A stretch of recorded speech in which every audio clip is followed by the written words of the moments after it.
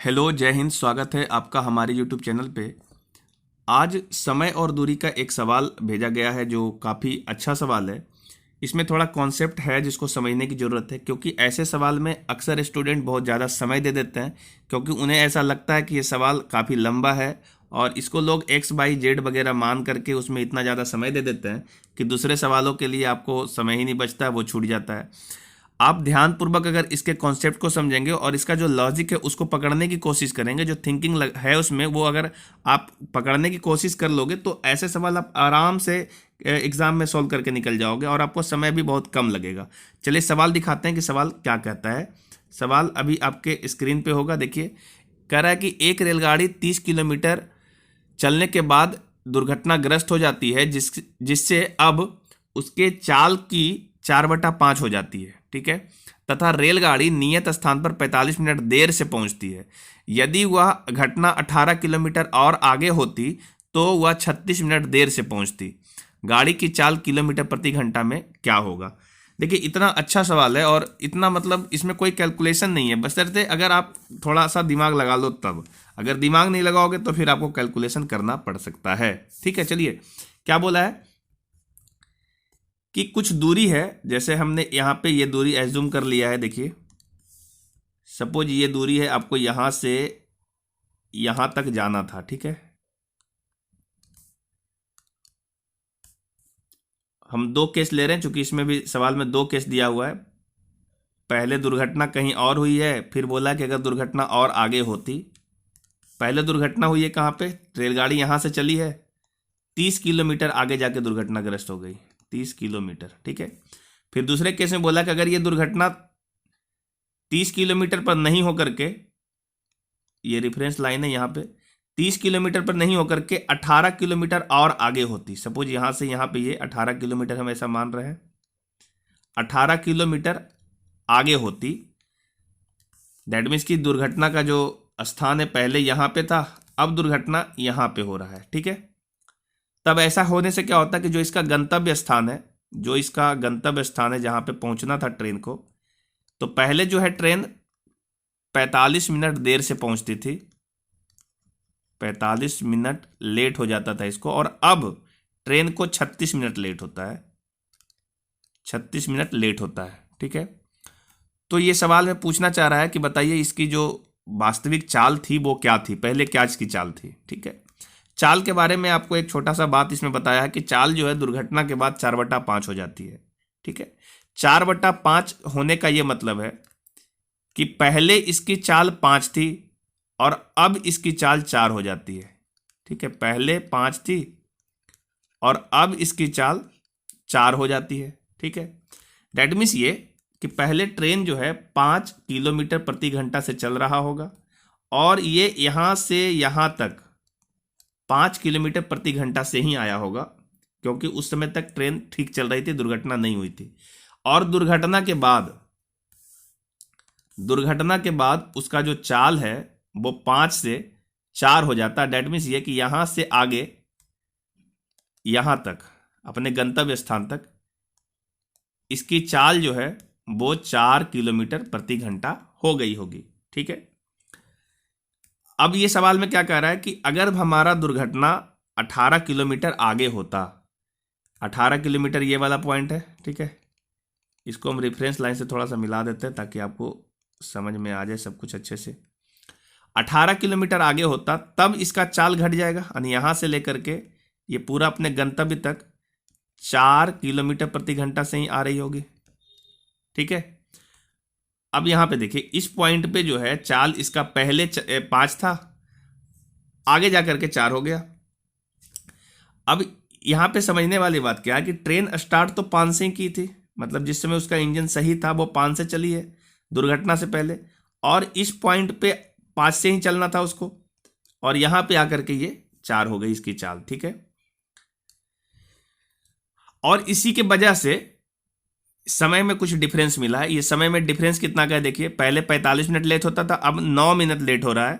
इसका मतलब सॉरी, अब जो है 36 मिनट लेट हो रहा है, तो यहां पे जो समय का डिफरेंस मिल रहा है वो 9 मिनट का मिल रहा है, 9 मिनट का मिल रहा है। इसका मतलब ये हुआ कि पहले 45 मिनट लेट होता था, अब उससे 9 मिनट पहले ही पहुंच जा रही है। अब 36 मिनट ही लेट हो पा रहा है, 9 मिनट पहले पहुंच जा रही है पहले की अपेक्षा। क्योंकि इस सवाल में क्या है ना कि इसके इस वाले पॉइंट से लेकर के गंतव्य स्थान तक में इसकी चाल तो वही थी दोनों ही केस में, दोनों केस में चाल ठीक था, सेम चाल 4 से जा रही थी। ये पूरा दूरी जो है 4 से ही किया था और यहां से ये दूरी भी 4 से ही किया गया। मतलब इस दोनों केस में चाल तो 4 ही था और ये दोनों दूरी भी समान है ना। तो इससे समय का कोई डिफरेंस तो आया नहीं होगा, क्योंकि दूरी वही है, चाल वही है, तो उससे समय नहीं बदला होगा। समय ये जो 9 मिनट का फासला मिल रहा है वो इससे तो खैर नहीं मिला होगा, क्योंकि ये जो है दूरी भी वही है और चाल भी वही है। तो यहां से इस जोन में कोई भी अंतर समय का नहीं मिलेगा। समय का अंतर आपको कहां से मिलना शुरू हो गया? समय का अंतर आपको मिला है इस जोन से। ये जो 18 किलोमीटर का जोन है ना, ये वाला, इस जोन से आपका समय का अंतर मिलना शुरू हो गया। ठीक है, ये आपका 18 किलोमीटर है, क्योंकि हमारा इंजन 18 किलोमीटर पहले जो चाल थी वो 4 किलोमीटर प्रति घंटा हो गई थी। ठीक है, और 18 किलोमीटर आगे जाके खत्म, मतलब इंजन खराब हो जाए तो उसकी चाल 4 हो जाएगी। मतलब ये कि ट्रेन जो है इस 18 किलोमीटर के हिसाब से अगर हम सोचें, यही 18 किलोमीटर जो है हमारे समय का डिफरेंस क्रिएट कर रहा है। कितने मिनट का? 9 मिनट का।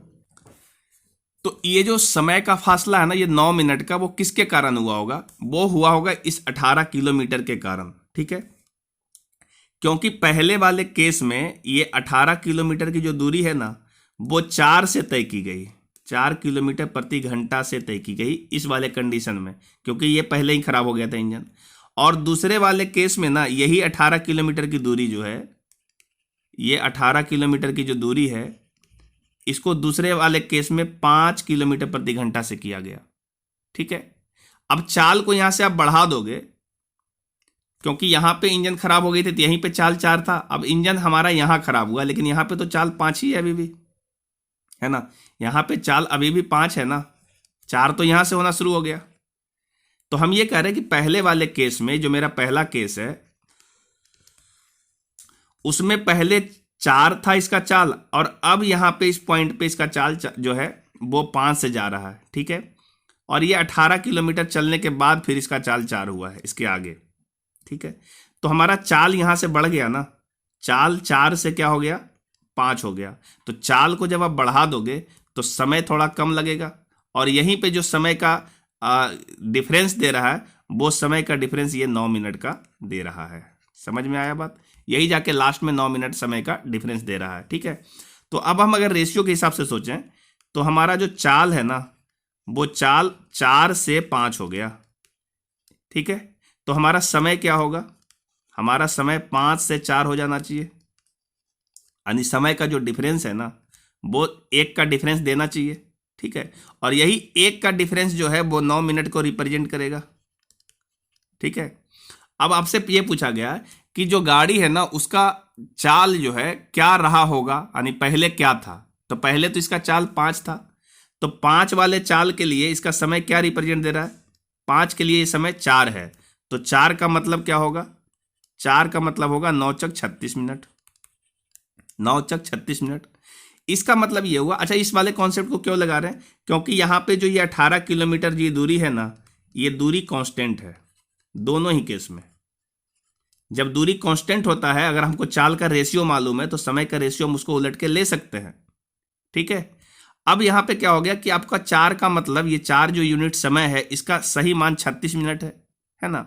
और ये जो आपका वास्तविक चाल था, वास्तविक चाल तो 5 था, और उसके लिए समय जो दे रहा है वो 36 मिनट दे रहा है। ठीक है, अब ये 18 किलोमीटर की दूरी जो है, इस 18 किलोमीटर की दूरी को तय करने में 36 मिनट लगा है, तो हम यहां से चाल निकाल सकते हैं कि ये 18 किलोमीटर की दूरी 36 मिनट में तय हुआ है, तो इसका चाल क्या होगा।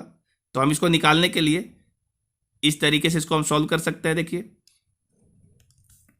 चाल कैसे निकालना है आपको? चाल निकलता है दूरी बटा समय से, और दूरी कितना है? दूरी 18 किलोमीटर, और समय कितना आया? 36 मिनट। घंटा में चेंज करेंगे तो इसको 60 से भागा दे देंगे, तो हम इसको सॉल्व करके यहाँ पे देखो 18/36 आया, और इसको हम 60 ऊपर कर लेते हैं, तो 18 दूनी 36 हो जाएगा, और 2 तिया 2 से हम 60 को काटेंगे तो 30 आ जाएगा। तो ये वैल्यू आ गया 30 किलोमीटर प्रति घंटा। यही इसका सही जवाब होगा। वास्तव में इसका जो चाल था वो 30 किलोमीटर प्रति घंटा रहा होगा, बाद में ये चाल घट गया होगा। ठीक है, तो हम अगर ऑप्शन को देखें तो यहाँ देखिए ऑप्शन नंबर सी में आपका सही जवाब दिख रहा है। ठीक है, तो उम्मीद है आप इस सवाल को अच्छे से समझ पाए होंगे। अगर आपका भी कोई ऐसा सवाल है जो दिक्कत हो रहा है समझने में, तो आप हमारे दिए हुए व्हाट्सएप नंबर पे भेज सकते हो। जो भी इसका सही सॉल्यूशन होगा वो हम जरूर आपको सॉल्व करने की कोशिश करेंगे। ठीक है, तो हम इसे थोड़ा सा स्क्रीनशॉट लेने के लिए इसे छोटा कर दिया। आप चाहो तो इसको स्क्रीनशॉट लेकर के अच्छे से उतार सकते हो। तो आज के लिए इतना ही, मिलते हैं नेक्स्ट वीडियो में, तब तक के लिए जय हिंद।